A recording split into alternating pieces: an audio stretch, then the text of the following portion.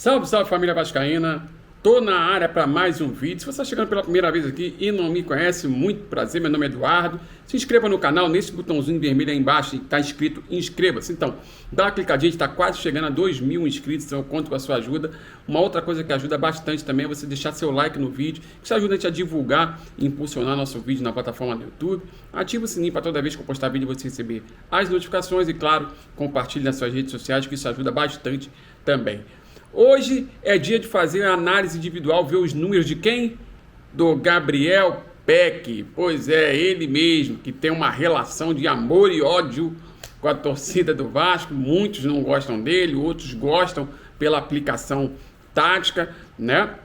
E hoje a gente veio mostrar os números dele aqui no Carioca, no Campeonato Carioca, né? Tiveram alguns números interessantes, outros não muito legais, né? Mas o Gabriel Peck, ele é um jogador que ele vem evoluindo, né? Com o passar dos anos aí, ele é mais um de diversos jogadores da base que foram jogados aos leões nos profissionais com uma pressão acima do que ele podia suportar, e é claro que não rendeu assim como muitos, né? Mas cada ano que passa ele vem melhorando um pouquinho, melhorando o físico, né? Um dos principais defeitos dele, que ainda continua, mas melhorou um pouquinho, são as tomadas de decisão no terço final, né? Na hora de decidir a jogada, ele, em algumas oportunidades, ele toma a decisão errada, continua fazendo isso, evoluiu do ano passado para esse ano, né? Mas não sei se é o suficiente para sustentar um ataque do Vasco no Campeonato Brasileiro da forma como vai ser. Um campeonato extremamente difícil, a gente com um histórico aí de rebaixamentos recentes, ou seja, os resultados do Vasco vão ser muito mais emocionais do que os demais, né? Principalmente as derrotas do Vasco vão ter um peso maior que as derrotas dos demais. Então eu não sei se o Gabriel Peck ele tem carga, né, para suportar essa pressão e levar o ataque do Vasco à frente. Ainda erra um pouquinho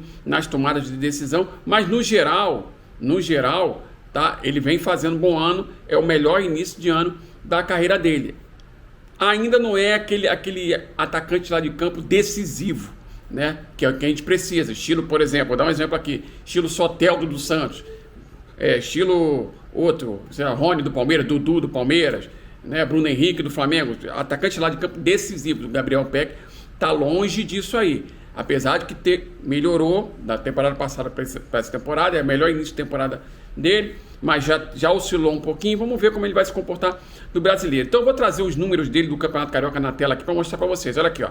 Ele jogou 11 jogos, né, fez 6 gols, então teve uma média boa de gols no campeonato, ficou na 4ª colocação, né? Chutes a gol, foram 23 chutes a gol, ficou na 9ª colocação nesse quesito, e o êxito de chutes a gol foram 47,83%, um pouquinho abaixo da média. Cruzamentos, 22 cruzamentos que ele fez, apenas na 17ª colocação nesse quesito, né? E aqui vem alguns dados interessantes. Por exemplo, ó, no 1 contra 1, ele teve 59 tentativas, ou seja, foi o 6º no campeonato, né, em relação a esse quesito, 1 contra 1. Porém, no êxito, né, na porcentagem de acerto das jogadas de 1 contra 1, apenas 37,29%, ou seja, 22º colocado. Então, assim, você percebe que ele tenta bastante jogada individual, só que na hora de executar de forma eficiente a jogada, de dar o drible e passar pelo seu marcador, não tem levado vantagem. Tá? Geralmente gira o corpo e toca para trás, ou então perde a bola. E isso complica, afeta o meio de campo do Vasco. Porque como o Vasco mudou a sua postura de jogar do clássico contra o Flamengo para frente, como é que o Vasco jogava antes? Vamos fazer uma retrospectiva rápida aqui. O Vasco, até o jogo contra o Flamengo, daquela vitória em cima deles, o Vasco jogava marcando pressão no campo do adversário, né? Pressionando um homem da bola, pressionando as opções de passe do homem da bola. Quando perdia a bola no ataque, o Vasco fazia uma pressão pós-perda de bola, marcando em bloco alto e às vezes bloco intermediário. Então ficava variando entre bloco alto e bloco intermediário. Quando descia para o bloco intermediário, sempre pressionando o homem da bola e as opções de passe. E isso o Gabriel Peck faz bem, ele equilibra bem essa segunda linha do Vasco, quando o Vasco se defende no clássico 4-4-2, que continua fazendo isso, da mesma forma do time do ano passado do Zé Ricardo, que inclusive o time do Zé Ricardo encontrou o equilíbrio que levou o Vasco ao G4 justamente pelo ajuste na terceira linha. Lembrando, primeira linha um goleiro, segunda linha os 4 defensores, terceira linha os 4 meio campo e a quarta linha os 2 atacantes, isso defendendo no clássico 4-4-2.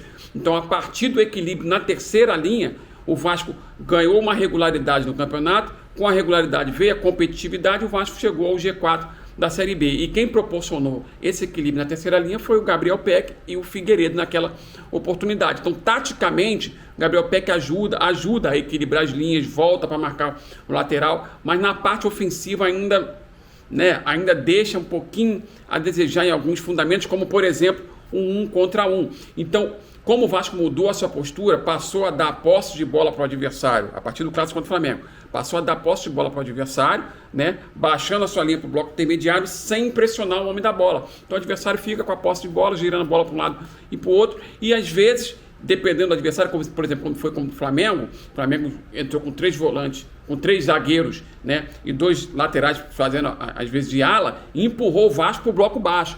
Aí empurra o Vasco para o bloco baixo, o bloco baixo, o Vasco roubava a bola e saía numa transição ofensiva rápida, ou tentava sair numa transição ofensiva de forma rápida, através de bola longa para quem? Para o atacante lá de campo. Quem é o atacante lá de campo? Gabriel Peck ou o Alex Teixeira, que jogava, porque jogava com o Andrei e Jair por dentro, com o primeiro volante. Então, a Alex Teixeira pela ponta esquerda e o Gabriel Peck pela ponta direita. Então, quando você faz essa transição ofensiva rápida, através de bola longa, você precisa prender essa bola no ataque para dar tempo do seu time sair lá de trás, sair do sufoco, Se a bola cai no Gabriel Peck e ele tenta 1 contra 1 com esse índice baixo de 1 contra 1, sabe o que acontece? Perde-se a bola, volta o adversário com a posse de bola sem dar tempo das linhas do Vasco subirem e para poder ficarem de forma equilibrada. Então o meio de campo do Vasco fica correndo sem a bola o tempo todo. Quem? Andrei e Jair. Por isso que os dois caíram de rendimento, por causa dessa mudança de postura aí na forma de jogar para o Vasco. Então, esse índice de baixo de acerto de 1 contra 1, é um ponto porque ele precisa evoluir. Se ele é atacante de lado de campo, principalmente, por exemplo, quando vai jogar contra adversário ultra retrancado, marcando em bloco baixo, as linhas bem equilibradas, um dos quesitos necessários para você quebrar esse ferrolho adversário é o 1 contra 1. Se você não tem um atacante de lado de campo, e o Vasco, por exemplo, está tentando construir a jogada pelo lado esquerdo, com Piton, Alex Teixeira e Andrei. Vou dar um exemplo.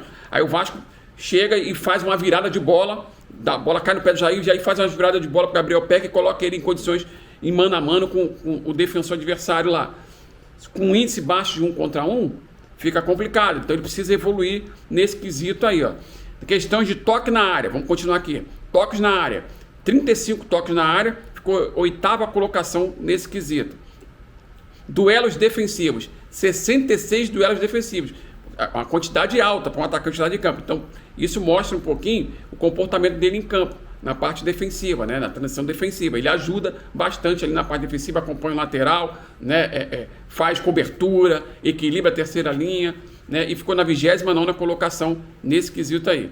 Passes inteligentes, que deixa o companheiro em condições de marcar. Foram 7 passes inteligentes, ficou na 17ª colocação. Êxito desses passes inteligentes, número de acertos, 57,14%, 6ª colocação. Então, por mais que tenha dado pouco espaço, tenha ficado numa colocação ruim, mas os passes que ele dá, ele tem um percentual bom de acerto. Corridas progressivas, pega a bola e sai correndo para frente. Foram 22 corridas progressivas, 18ª colocação, E na colocação geral, na posição dele, de atacante lá de campo, ele ficou na 3ª colocação. Então ele fez um bom campeonato carioca. Ele fez um bom campeonato carioca. Ações totais bem-sucedidas, 53,7%. Remates à baliza, 47,8%. Passes certos, 88,2%. Passes longos certos, 100%. Foram poucos passes, mas os passes que ele deu, acertou. Cruzamentos certos, 50%. Dribles com sucesso, aqui, 37,3%. Tá vendo como que é baixo o índice de drible dele, desse fundamento, que impacta no coletivo, Duelos ganhos, apenas 39,5%. Duelos aéreos ganhos 33,3% e assistência apenas uma no campeonato. Então vocês percebem que assim, que nesse quesito ele precisa evoluir, justamente na parte ofensiva. Na parte defensiva ele equilibra as linhas, mas e a parte ofensiva, né? Na parte ofensiva deixa um pouquinho a desejar, principalmente nesse quesito do drible e nas tomadas de decisão ainda, que está impactando, ou que, por exemplo, pode estar impactando na performance do Pedro Raul, né? O Pedro Raul, ele é um jogador, um centroavante, que tem uma característica muito específica. Ele é finalizador, ele precisa ser alimentado, né, na grande área para poder colocar os meias, os atacantes lá de campo, colocar ele em condições de finalizar. Então, se você chega no terço final do adversário, na intermediária do adversário, né, o Pedro Raul se movimenta no espaço vazio para ficar livre para receber a bola. Você vai e toma a decisão errada, ao invés de dar o passe para ele, jogar em função dele, você tenta o drible, tenta a chapada do Nenê, que ele estava tentando no Campeonato Carioca inteiro, tenta a chapada do Nenê ao invés de dar no Pedro Raul, ou então na hora de driblar, toca, na hora de tocar, dribla, toma a decisão errada, isso acaba impactando também na performance do Pedro Raul. Então, no geral, ele fez um bom Campeonato Carioca, mas precisa evoluir, principalmente na parte ofensiva, na construção de jogadas, na tomada de decisão, né? Para poder ajudar a melhorar ofensivamente o rendimento do Vasco. Na minha humilde opinião, como foi falado em time competitivo, né? Em time competitivo para o campeonato, eu acredito que o Vasco precise de um reforço nesses setores de atacantes lá de campo, tá? Precisa de jogadores prontos, jogadores de realidade. Já dei o exemplo aqui, vou dar o nome dele de novo, Soteldo. Não significa que seja ele, mas só dando um exemplo. Jogador tipo Dudu do Palmeiras, Soteldo, Bruno Henrique, jogador que decide, tá? Jogador que decide. Gabriel Peck, por mais que tenha feito um bom Campeonato Carioca, mas oscilou, ainda tem defeitos ainda, é garoto novo, ainda tem uma margem aí para evolução. Só que é o seguinte, nosso histórico é muito ruim. Então a gente entra no Campeonato Brasileiro, na dúvida, já pressionado. Em condições iguais com outros clubes, comentaristas vão falar que o Vasco vai lutar pelo rebaixamento e para outro clube vai falar que vai lutar pela Sul-Americana. Então a pressão vai ser muito grande, o carrossel de emoções vai ser muito grande. Então, ter jogador da base em campo oscilando não leva à competitividade. E o que leva à competitividade é regularidade. Então a gente precisa de jogador com performance regular. Jogador que oscila, esses meninos da base que oscilam, isso afeta o coletivo. E aí fica complicado. Por mais que ele tenha feito um bom Campeonato Carioca, eu ainda prefiro manter os pés no chão e ver como vai ser a performance dele no Campeonato Brasileiro contra times mais fortes, jogadores mais experientes, marcadores mais experientes, vai se comportar. Mas no geral foi um bom Campeonato Carioca que ele fez e a gente espera que ele continue evoluindo para ajudar o Vasco aí no Campeonato Brasileiro. E vocês, o que vocês acharam da performance do Gabriel Peck? Comenta aí embaixo, eu quero saber a opinião de vocês. Esse foi o vídeo de hoje, espero que vocês tenham gostado. Se vocês gostaram, peço mais uma vez que se inscreva no canal, deixe seu like no vídeo, ative o sininho para toda vez que eu postar vídeo você receber as notificações. Um abraço e até o próximo vídeo. Valeu!